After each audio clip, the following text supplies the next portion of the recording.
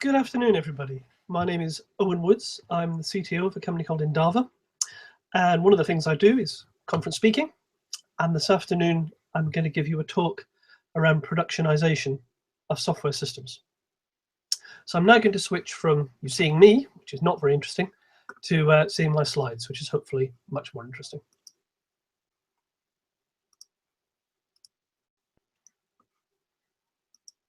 So hopefully now you can see the slides.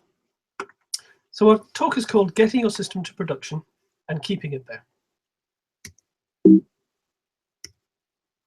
What we're going to do is we're going to talk a little bit about what a production system is, because it's often the case that we talk about production, but we don't always know what we mean by that, because it means different things to different people. And the thing about production is things kind of go wrong in it. And often when they go wrong, they're important and they're highly visible. So we're going to talk a little bit about what might go wrong in a production system that wouldn't go wrong in a test or development system. And then one of the problems with developers working in production in particular is that it's rather hard for them to know what the right thing to do is. Who teaches you about working in production systems? I can't ask interactive questions here, but when I do this with an audience, I always ask people to put their hands up if when they were studying to be a software engineer, anyone taught them about production, and nearly always not a single hand goes up. So we've got to have some sort of framework for telling people, for explaining how to work with production to people. And I'll introduce that then. The framework's bigger than I'd want to do in an online seminar like this. So we'll just look at one part of it, but explain how the whole framework works. And then we'll draw a few conclusions, figure out what it is we've learned. You can chat right through, and I believe I will see the messages come up as you chat them to me. So I'm very happy to take questions as I go, or you can also chat a question in and say, this is for the end, or you can just tell me whether I'm clear or not. So I'm very happy to accept chat during the talk. So, production systems. What is a production system? Well, I use a very simple definition. There are lots of formal definitions of production, but really the one that I think makes sense is simply to say it's a system that's being used for real work. And so it tends to be one of these big complicated systems that runs in data centers, but actually these days production systems are absolutely everywhere. The key question to ask yourself to work out if you've got a production system or not is, if I switch the system off, or if I remove some of the data in it, is anyone going to care? As soon as you say, yes, someone is going to care deeply if I remove the information in it, then you've probably got a production system. So in fact, some of the systems we use every day, like Team Foundation Server, or Git, or Subversion, or Jenkins, our build systems, they're all often production systems because actually they hold valuable information that we can't replace, and so we need to look after them. But by production system, we normally mean a system that's being used for the real work of a business. And so unless you're purely a software business, we're normally talking about the kind of systems that end users use, the people who are interacting with the real world and using our system for something useful. So when you want to take your system and run it in a production environment, why is that difficult? What makes production difficult? Well, the key one is, as I mentioned, no one teaches you about it. When you start work as a software engineer, you know a lot about data structures and algorithms and technologies and about design and how to test things. But probably no one at that point has really talked to you at all about productionization of your system. So who do you talk to? Who has this information? Who are the experts? What do they want? What do they need you to do? In development, we normally can define done as in we are complete quite easily. But in production, because the environment tends to be more dynamic and we don't own it, figuring out what done means, there's no single product owner to tell us, often the definition of done is far more difficult. And so we'll consider some of these things today. And of course, one of the great things about the DevOps movement is that it's tried to integrate people who know about production and people who know about development. So actually you've got answers to some of these sort of meta questions about who and how and why from people much closer to you than used to be the case. But you still need to know what to ask them. You still need to know how to interact with them. And you know, productions, it tends to be quite a hostile environment for developers. The reason is because it's often quite hard to access for good reasons. It has to be kept secure and stable. It can be difficult to find out about, to interrogate. And why is that? Well, typically because a lot of the information in the production environment is very sensitive. That's particularly in certain domains: healthcare, defense, finance, pharmaceuticals, and many others. We can't just allow developers to go in and look at anything. There are elements of data in those environments mustn't leave the production environment. And in fact, we've got to be very careful about who can even see them, even if it's for fault finding. It's kind of hard to debug. I mean, in development, we can often just make a change to something quickly to find out what happens. We can switch on some more tracing. We can even add a new element to the environment. We can change a script. None of that's really possible in production, so it's quite hard to debug it and find out what's going on. And as I've already alluded to, change is difficult. Production environments tend to prioritize stability and control over the ability to change, and therefore changing it is tricky. So all of these reasons, and to be honest, many others, are why productionizing your system, working in a production environment, is quite difficult. Oh, I've just realized that we have a slight problem with animations. Hopefully, you can all now see an animated version of this. One of the reasons it's difficult is because we have a new cast of people to worry about. In our development environment, we've really only got developers and users to worry about. There may be a few ancillary people, but if you think about all the people involved in the software development as developers, and normally we're dealing with developers and users.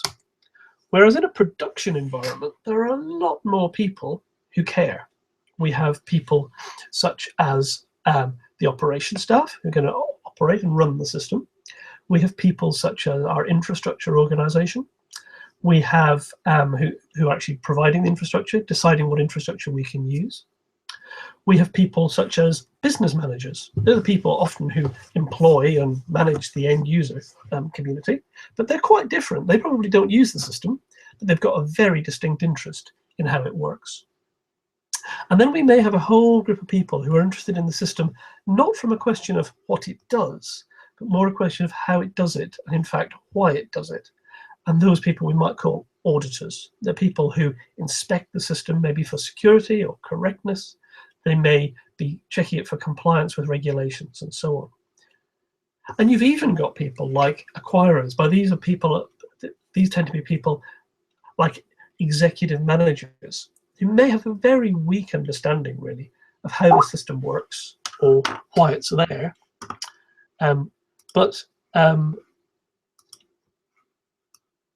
Apparently you can't see the slides, so we'll just have to deal with these as they are. So we'll carry on sharing them like this. So I apologize that we're not going to have animations. But that's okay. We'll deal with that as we go. So in the production environment, you've also got acquirers, typically executive level managers. They may not even really understand the business that's being automated, but they're often paying the bills. They tend to be aware of your system when it's not working than when it is working. So they're a very strange stakeholder in many ways compared to the ones that you're used to dealing with. So you've got to learn to deal with all these different groups of people, learn what their needs are, learn how to serve them, and in particular, in the case of some of them, learn how not to avoid them. Because some of them are very positive. People like the business managers and users, and to some extent the acquirers, they want your system to succeed. After all, they're paying for it, or they want to use it, or they want to use it to run their businesses. And then you get stakeholders like auditors who actually, they've got quite a different view of your system. Most auditors' view, if they're being honest, is they'd rather your system didn't go to production at all, because they're really risk managers. Of course, they see your system and changes to it as potential risks. And so while many of them, I'm stereotyping them a little, many of them will be very helpful along the way, actually, they may find it, they'll be looking at the system in a very different way. And it's important that you bear their point of view in mind early, because they're often people with the power to stop something going to production, as of course would be the operations group, hence DevOps, which is fine, integrates operations and development, but nobody's talking about AudOps. Nobody tends to talk about the auditors, who can have a huge impact on the production operation of your system, if nothing else by blocking. So as we've already said, production's highly constrained, and why is that? Well, firstly, it's highly controlled. People who run operations need it to be very predictable. They need to know what changes are going into it, because often they're held liable for things going wrong, or they're held liable simply to understand what's in production.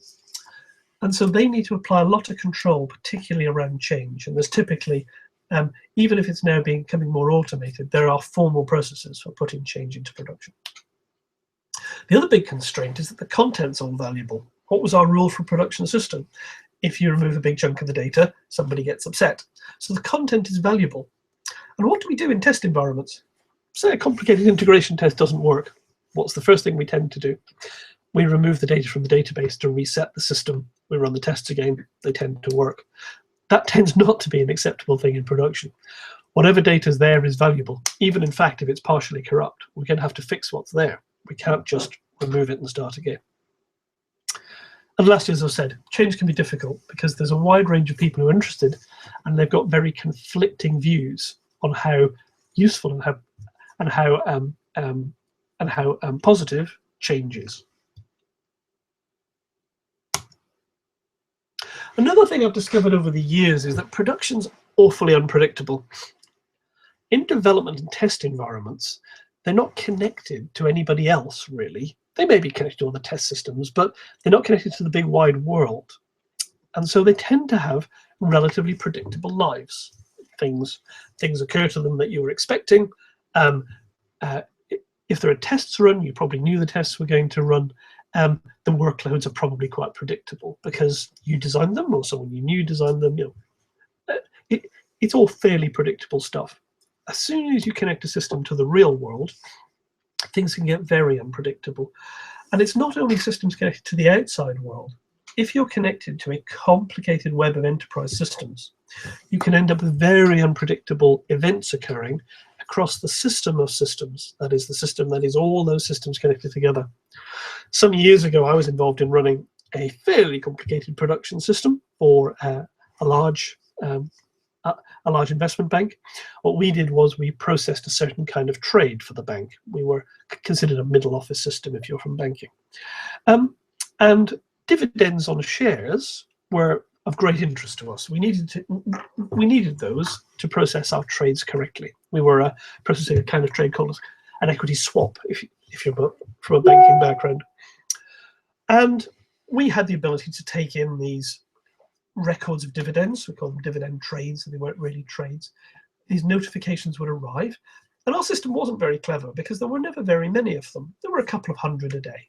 So we did an N by M match on them to perform various kinds of processing on those dividends. And then one night, our on-call people were called because we had quite a lot of Java servers. And what seemed to be happening was that in turn, one Java server would lock up and it would get killed by the watchdog and restarted. And then everything ran for a bit. And then another one randomly would get selected. And it seemed to run very slowly. And then it got killed by the watchdog and restarted.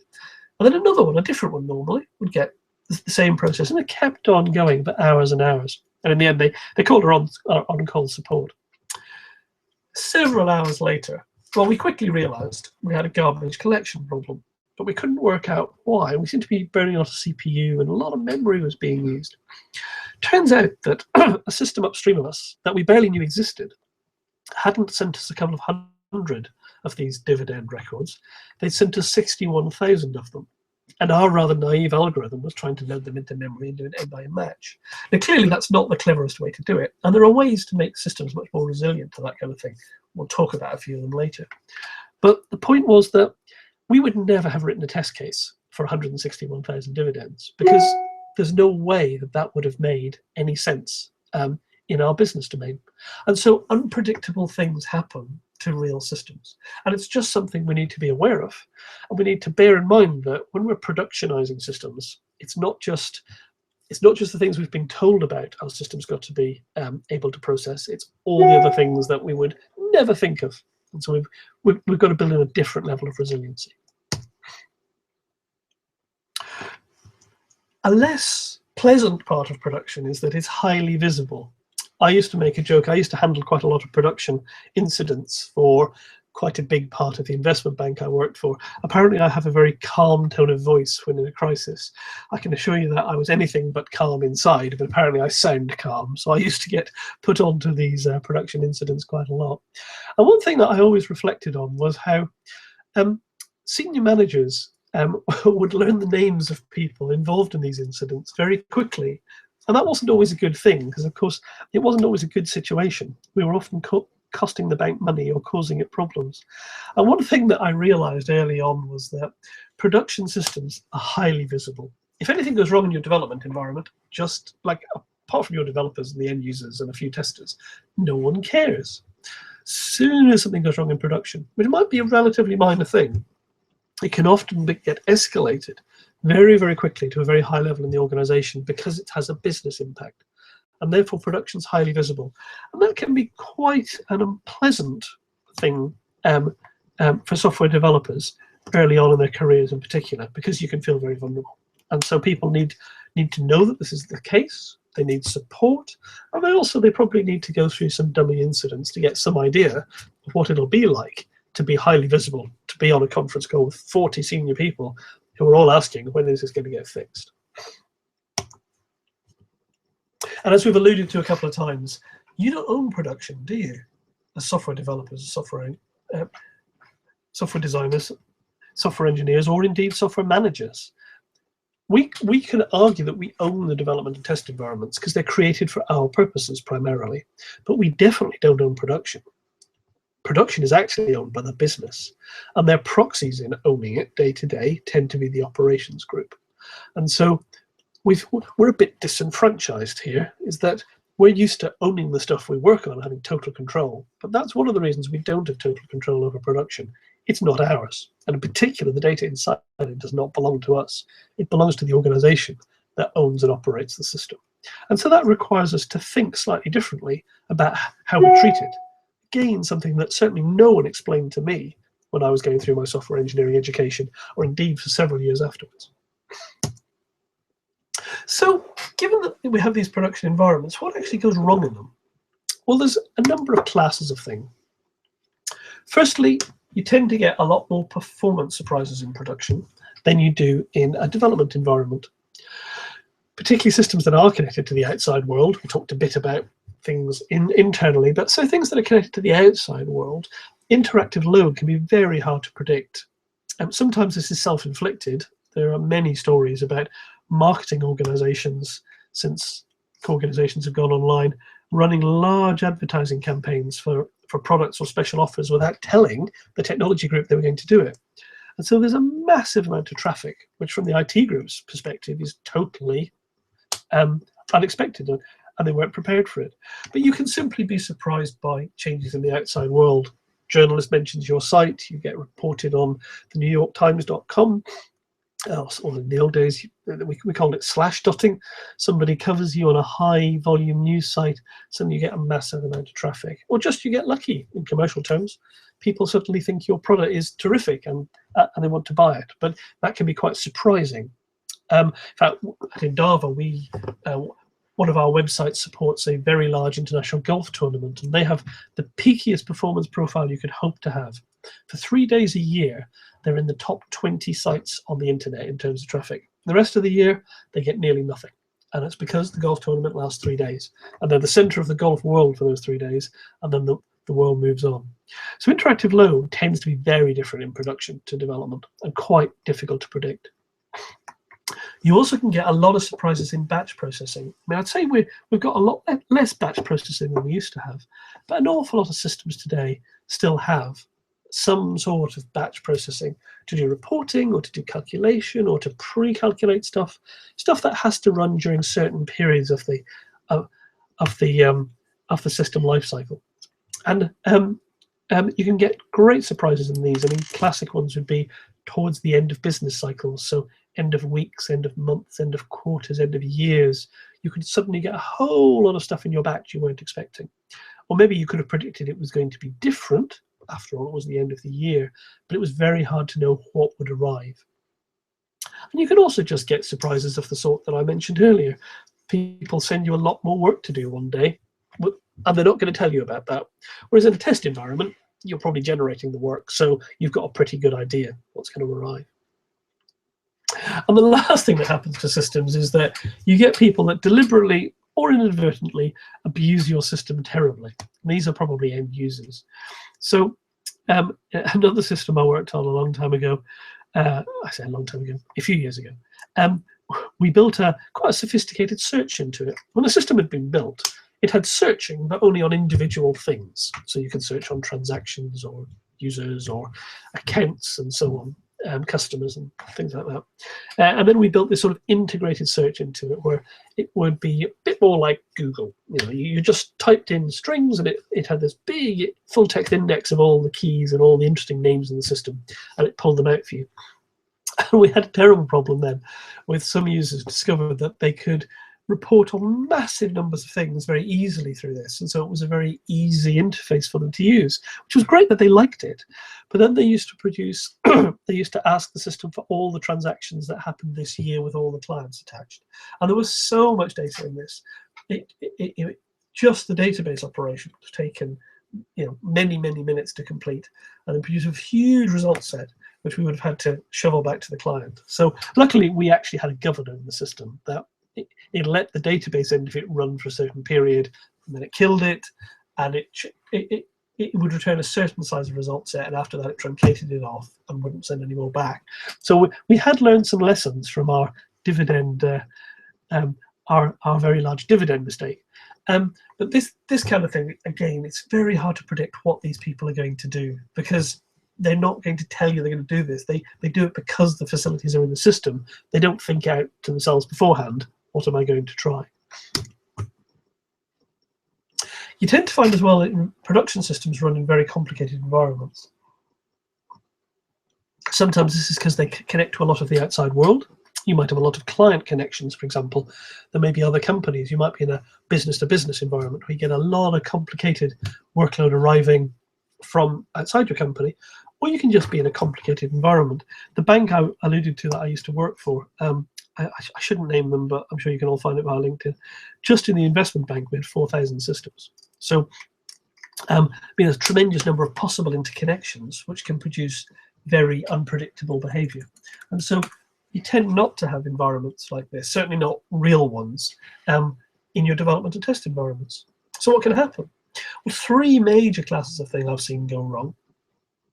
You can get a lot of contention between things which you weren't expecting. For example, you're probably going to share your infrastructure with other people.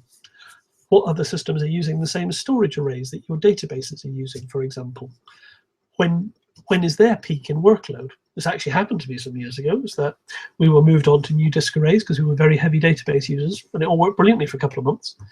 And then again, support got a call in the middle of the night warning us, there wasn't a problem yet, but warning us that our overnight processing seemed to be taking a long, long time, much longer than normal. And we looked at it, it seemed to be all the database stuff was just taking a long time. Well, what do you know? We called DBAs who said, your storage is running really slowly. We called storage who went, well, I mean, it's the same storage it was last night, don't see the problem. Until one of them suddenly realized one of the biggest systems in the organization, the biggest users of disk in the organization, had been moved on to the same storage array the day before. And sure enough, when they looked at the workload going on that storage array in the middle of our nighttime processing, the other system was trying to do its nighttime processing as well. So if they did at different times, in theory, the storage array could take it.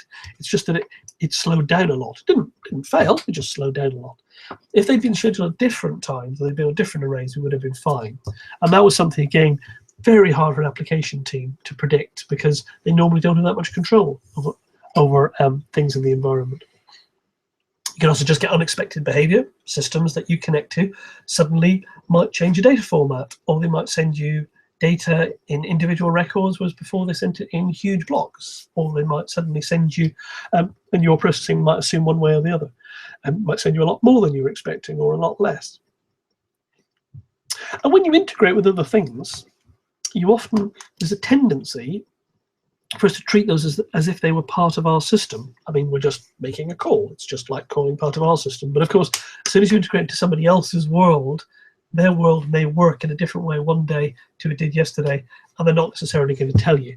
So this is things like making synchronous RPCs into other systems. That, I mean, of course, that's exactly what microservices tells us, except that if you're calling into somebody else's microservice cluster, they may be now working a different way than they were yesterday. And that integration point may cause you all kinds of problems because of the environment you're in.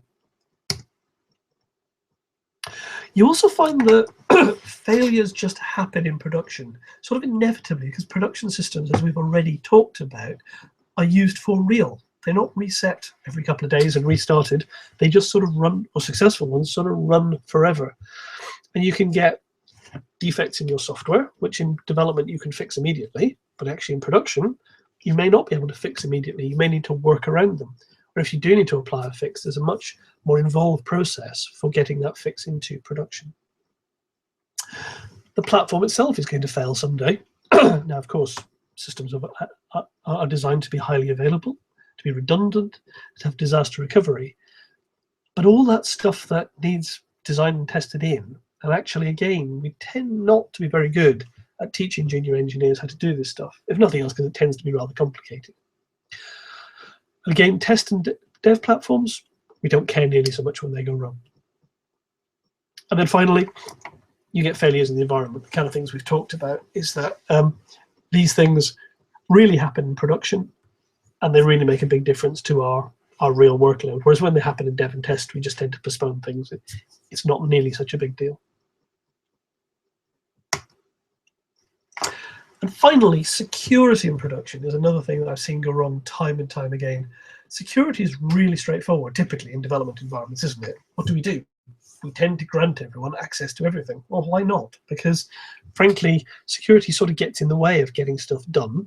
And in development, the data is almost certainly not valuable. Or in most development environments, you don't put valuable data in there. So, and if we say release a payment, we're not really going to release a payment from development. It's just telling a test system to release a payment. There's no impact to things happening.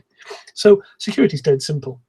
Production systems, on the other hand, tend to be much more complicated. One, because we need a real security model, because we are protecting real data and real transactions, real operations, which have real impact in the real world. This is serious stuff. So we may need a much more complicated security model, much finer grained one with a lot more subtlety in it and a lot more real control. The other thing you tend to find is that when you design secure systems, you try and make them as simple as possible. And then you hit the real world and you find that in reality, although everyone told you that the users are neatly partitioned up into 3 or 4 groups, say you've got, customer service agents, and you've got supervisors, and you've got payment agents, and you've got managers, in reality, there are some payment agents who are also customer service managers. And you have no idea why this happens, it just has. And now your security model is suddenly much more complicated, because when you came to design your system, everyone told you that wasn't possible. Then you tried to deploy it, you suddenly found, yes, it was. There were a few people out there who were special cases. And you come across this time and time again. So the things about production that tend to go wrong is performance tends to be much more problematic, much more unpredictable. Your environment's much more complicated, and it's connected to real work, which is very unpredictable. Failures really happen and have real impact. You can't just reset things and restart things typically. And security tends to be much more complex. So what are we going to do about this slightly gloomy position? Well, the first thing we've got to say is that actually we find solutions to these things all the time. Many of you probably run production systems day in, day out. We have solutions to many of these things. So it's not a bad picture. It's more that we've got to find a good way of explaining it and maybe capturing good practice so that we don't need to re-explain it and reinvent it every time. So what do we need production systems to be good at? Well, there's 4 things that I've noticed which even if nobody has told you this during development, nobody's talked about these requirements, they actually are implicitly expecting them in their production systems. They need them to be functionally correct. So that's pretty obvious. If it's meant to calculate the tax, the business tax in real time for the tax liability of the firm, it should be producing the right numbers. That one's pretty obvious. People talk a lot about production stability. What they tend to mean by stability is that you need predictability.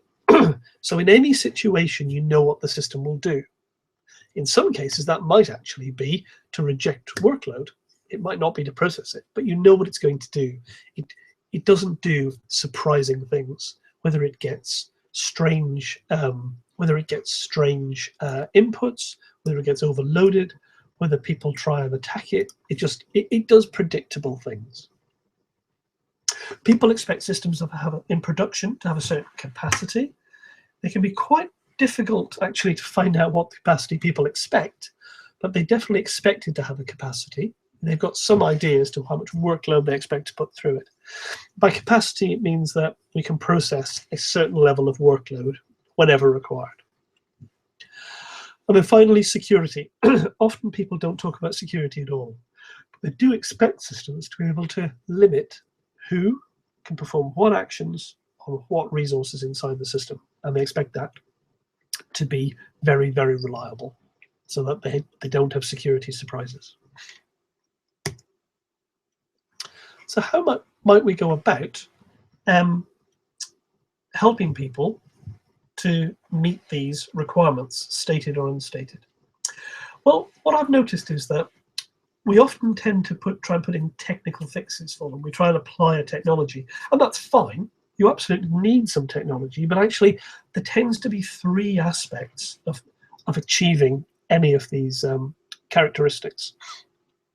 You need to design the system right, so you need to have some design principles that guide people to make their systems correct, stable, to have the right capacity, and to be secure. You do need to apply technology, and there's lots of clever technology you can apply, which you often don't see in development environments. I mean, as a classic example, who puts firewalls in their development environment? It's very rare that you put one in unless you're trying to test something, whereas in production, they tend to be a critical part of your network infrastructure.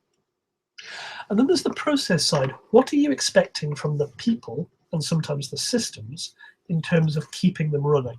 What processes are required in a production environment? You probably don't have any processes, or not processes for running the system in a development and test environment, but you will need them in production. And so you need these three dimensions for these aspects of the system. So for example, to achieve correctness, trivial example because I had to put on a slide, but really simple example would be you might have a principle of simplicity first, because it's going to be much easier to verify correctness if it's simple. If you're trying to achieve stability, a technical solution to that is a resource governor of the sort you might find in a database management system, or you might build yourself, something that prevents you from overloading a piece of technology. And when you come to security, for example, a process around security, actually in the development environment, would be threat modeling. So making sure you understand the threats that your system faces, rather than being in a situation of simply applying the technology. So you need to think about how we're going to design the system, what technology we might apply, and what processes in both development and test and production we might be expecting people to follow to achieve good production characteristics. Some general principles, which I feel very strongly about and have for many years, is that you need to, and all of these lead you towards achieving good production characteristics. First one is, think of yourself as being in one team, right from the business analyst through to the production operations analysts.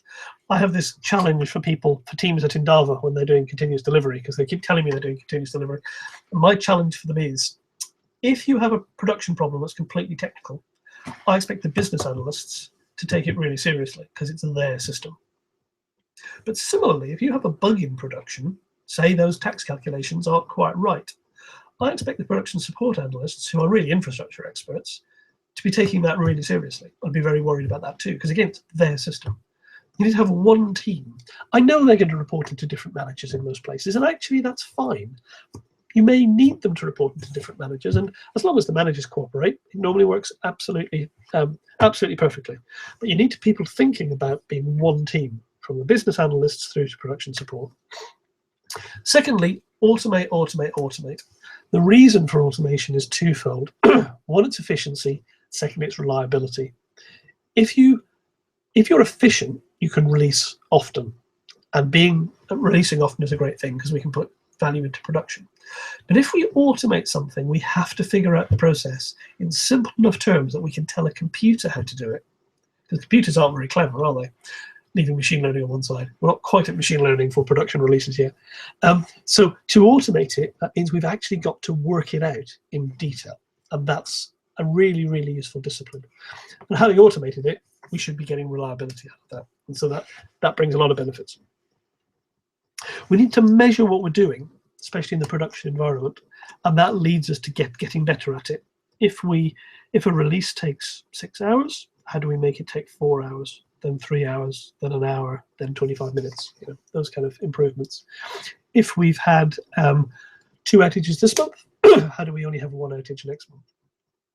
So we need a feedback loop to be getting better.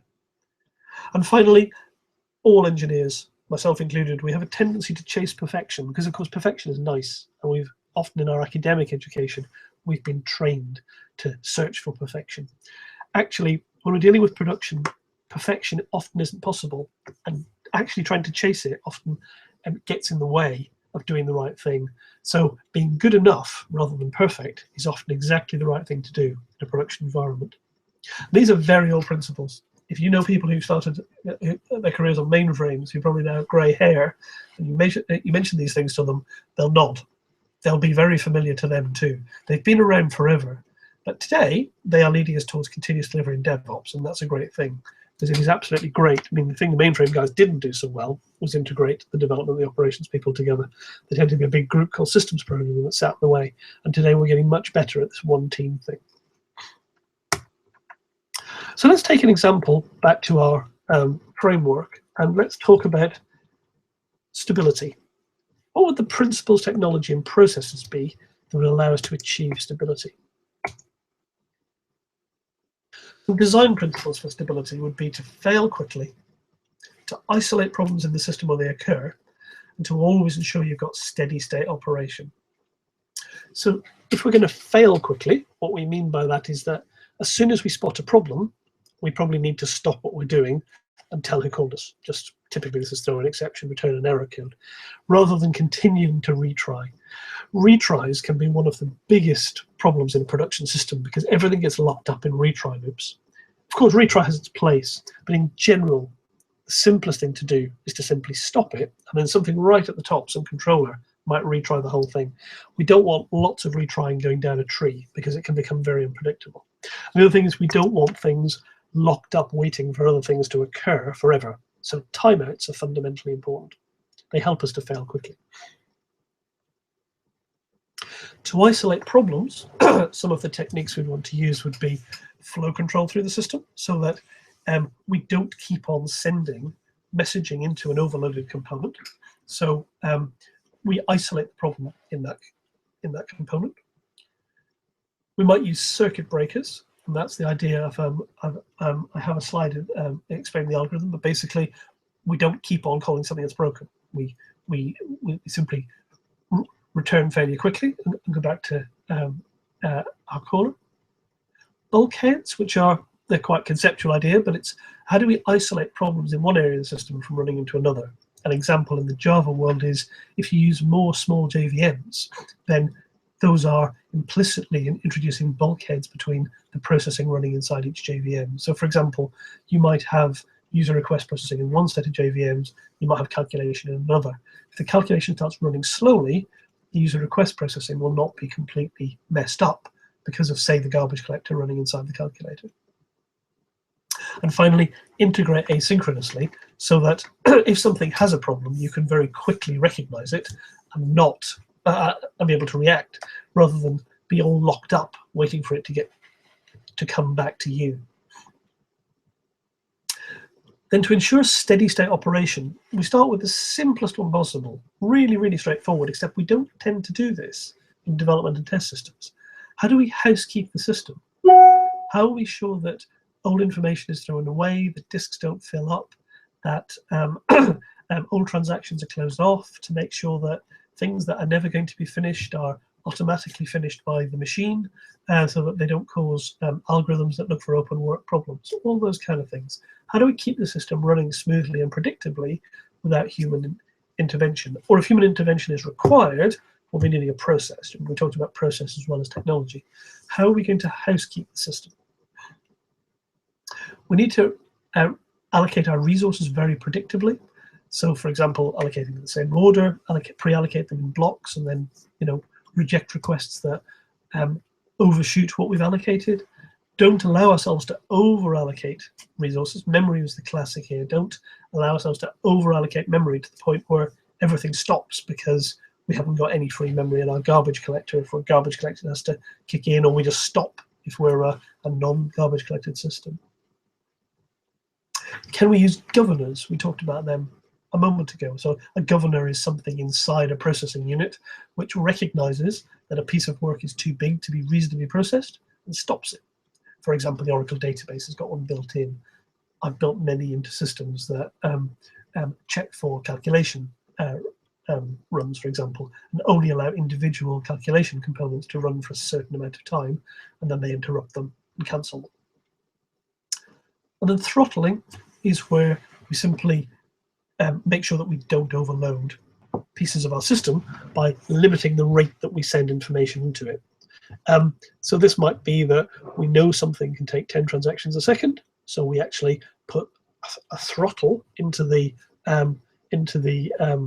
requester that makes sure it doesn't send more than 10 transactions a second.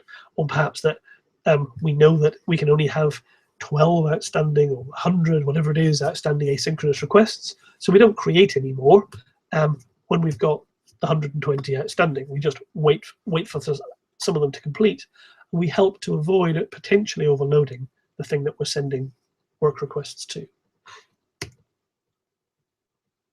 So then in a very, very simple system, we've got something here with some kind of web request tier and a load balancer, some kind of processing tier, some kind of shared data store, and there's something outside the system. A little sparkly globe is some other system that we're calling. Maybe that's outside our organization. Where would we actually apply these technology solutions? Well, for example, in our load balancer, we might well fail fast.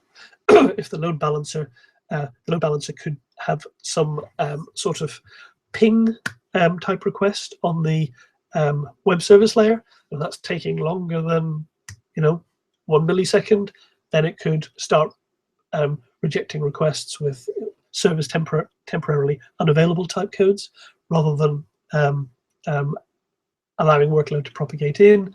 It might also spot failures coming back, and then again not allow any more workload in until things return to normal.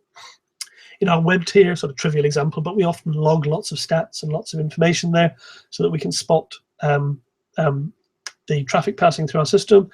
That's a trivial example of housekeeping. We obviously don't want all that stuff to grow indefinitely, because then our system will grind to a halt. We've introduced a bulkhead into our system, a very, very simple mechanism of separating it into 2 processing units. You notice they're not totally symmetric. You notice that they must be running different workload, because one of them has a reference to an external service and one doesn't. But the important point is that if we've got, say, column A and B, if we've got some kind of overload condition in A, actually B can carry on running, and so some of the workload will be unaffected, which might be absolutely fine in our particular context. When we're calling our external system, we might well use a circuit breaker, meaning that if it's returned as errors, say the last 5 requests have been errors, we stop sending it requests for a period, and then that helps them to sort their service out in most cases. And then then we might retry one operation, and if that operation succeeds, then we put the circuit breaker back into normal mode and send all the traffic through. And in the meantime, we reject everything with an error ourselves, rather than having to send it to the remote service, overload it, and then wait for a timeout or something, and then send an error. We're just being sensitive to the fact that the remote system is possibly at the moment unable to take our workload. Where we've got a shared resource, in this case it's some kind of data storage, we might have timeouts on the client side that says, if I've put in a query and it runs for more than 30 seconds, just cancel it and return an error to my caller, because frankly, a query should never take 30 seconds. My system is tuned such that all queries should come back in 3 seconds. So 30 seconds is a disaster. And then we might also have a governor inside the unit itself, such that if the client sends a large piece of workload, say it hasn't implemented the timeout for some reason, or a different client has sent it in, the governor checks how much, for example, CPU and disk I/O it's doing. If it gets above a certain tolerance or threshold, then it cancels it. Systems like Oracle and MarkLogic can do this sort of thing for you, or you might build some kind of layer yourself that peeks inside the database and looks at long-running processes when they've run for longer than 10 seconds, perhaps starts looking at their resource usage, and if it gets to a certain point, kills them. It's relatively straightforward stuff to add if your data stores or transaction processes don't offer it, providing they offer some kind of an API. So it's a very simple example of how we might apply our solutions across a simple example of a production system. The thing to bear in mind here is not that any of this is brand new to you. I think you've probably seen all these bits before, but how often before we go to production do we sit down with the ops group and work through all of these layers and options? Similarly, you don't need really any of this stuff in a development environment. So how much of it is tested before we get to production and actually have an incident? I mean, we at the bank I worked at for many years, we identified this as one of our problems, actually, was that we often had things like these in our systems and they didn't work properly, because actually the only time they really got stressed was in production, because they were quite hard to stress in test environments. And so sometimes they worked brilliantly, sometimes they didn't really work too well at all, because people hadn't taken the time, put in the effort to test them in a large-scale test environment, because it was hard and it took a long time. So the system went to production. Everyone had a feeling of security that they had a circuit breaker in for a message gateway. Actually, circuit breaker didn't work properly. So on the one day when we really needed it to break the circuit, it actually didn't, and there was some defect in it. So just looking at the example of the circuit breaker, for example, these are small bits of software that typically wrap connectors of some sort. So you're connecting to some sort of service, and the idea of it is to allow us to be sensitive to the remote service if it's got a problem. So, excuse me, we would start in clear mode, as in normal operation. We just pass the requests straight through, and we stay in that mode normally. But if an error is returned, then we go into a checking state. We still call the remote service, but we count how many errors we've had. And when the number of errors gets to some number, or a timeout occurs, we put ourselves into a tripped state. And by tripped, we mean we now don't send any more requests to that remote service, and we would just return an error direct to our caller. The benefit of this is that the remote service is not getting requests that it clearly can't handle because of some problem. So we're giving it some space to recover, and then hopefully we can go back to it. This particular state machine, once it's tripped, it needs a human being to go in and reset it. You might well also have a timeout on the tripped state. That's also very common with circuit breakers. In some cases, you actually, by the time you've tripped it, you've decided you actually want a human being to take a look. In other cases, you might say, actually, if we back off for 30 seconds, that's absolutely fine. We can go back into our checking state and send it some traffic, and if it's still broken, we'll trip again. Both are quite common in the real world. As a little simple example, which is we've extended the Java HTTP URL connection to create something called a protected URL connection, and it's got a reference to a circuit breaker object for a particular connection, so that you've got the ability now to transparently to the caller needn't know that this is a protected HTTP URL connection. From the caller's perspective, it's just a normal connection, it uses a normal, but actually if things start going wrong with the thing we're connecting to, then we will have some protection to help us prevent overloading it.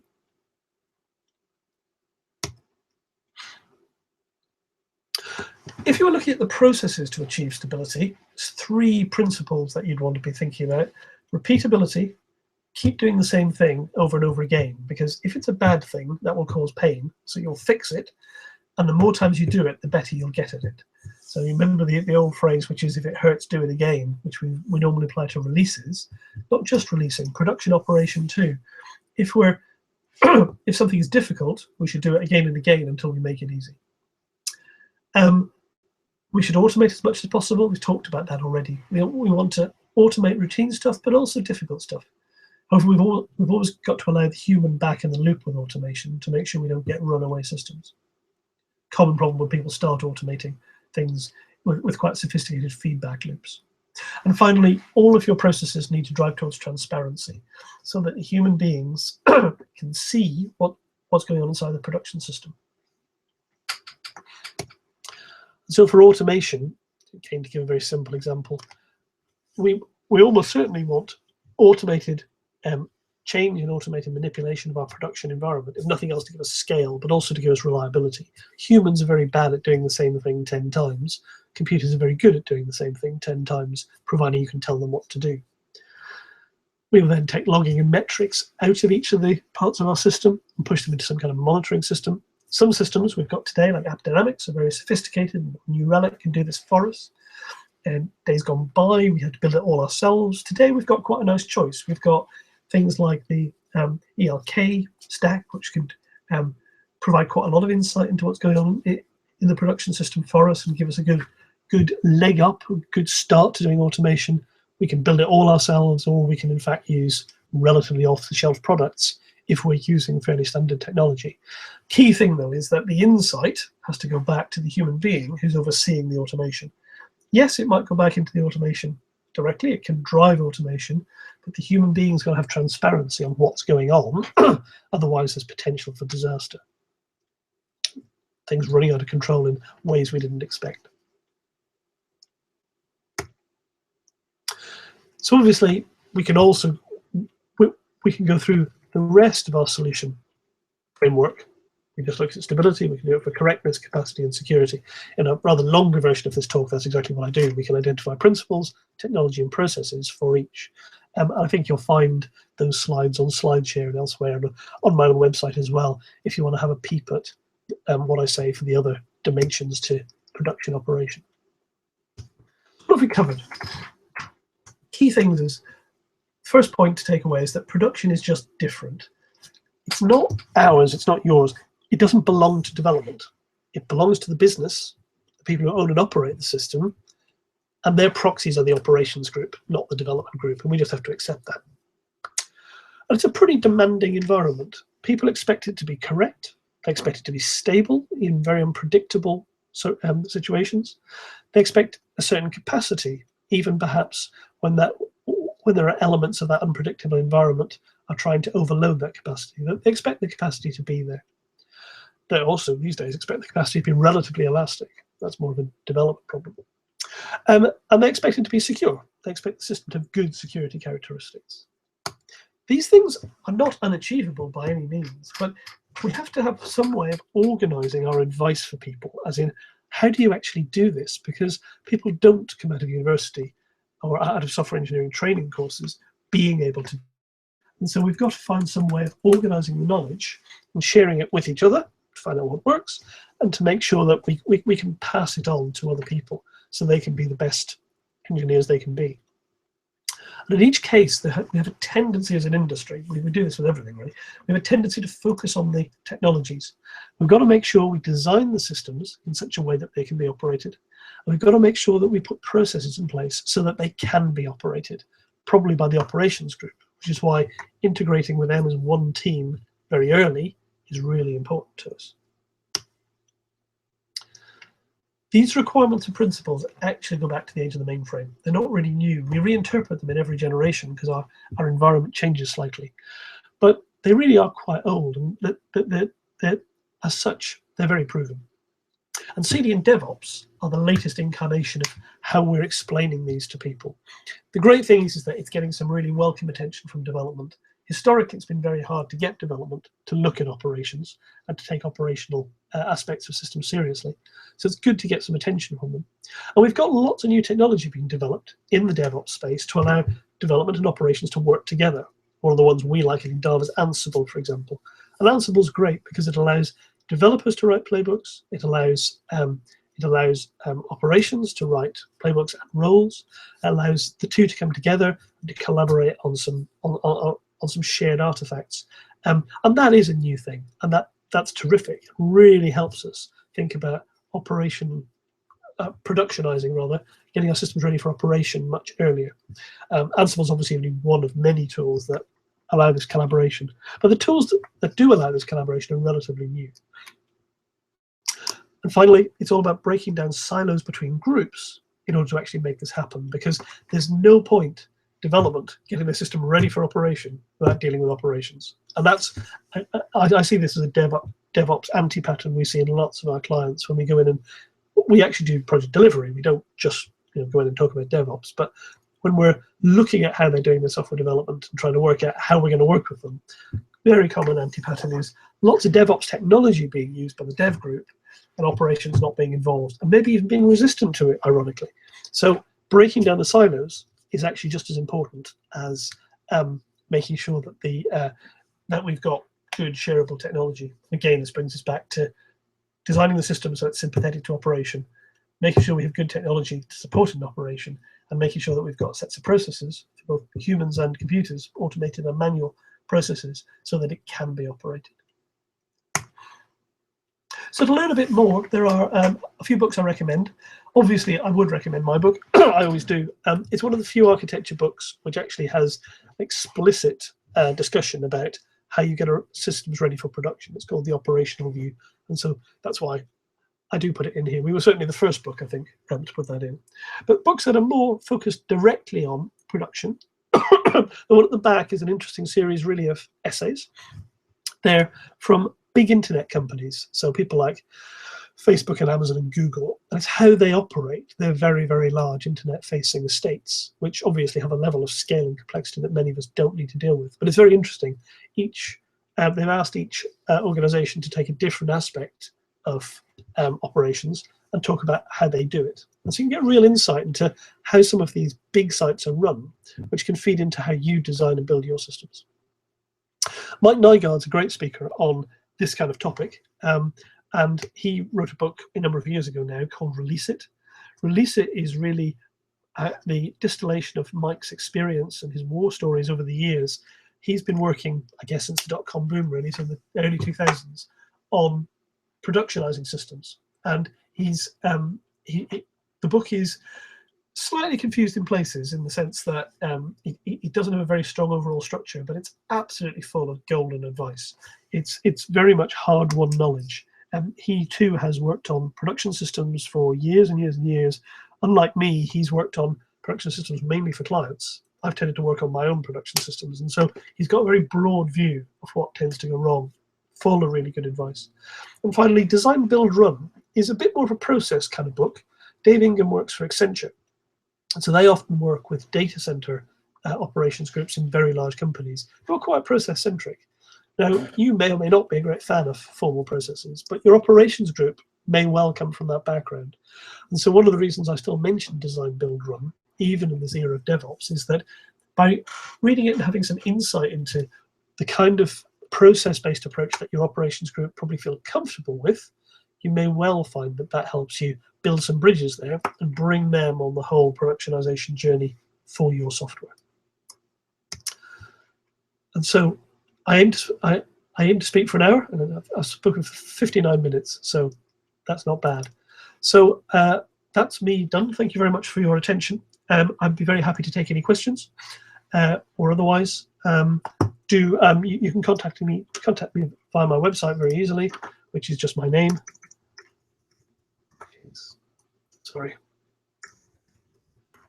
info, not INGO. By all means, get in contact with me if you want to talk about productionization or security in particular with an architectural bent. I'm happy to take questions now. Otherwise, thank you very much for attending the webinar.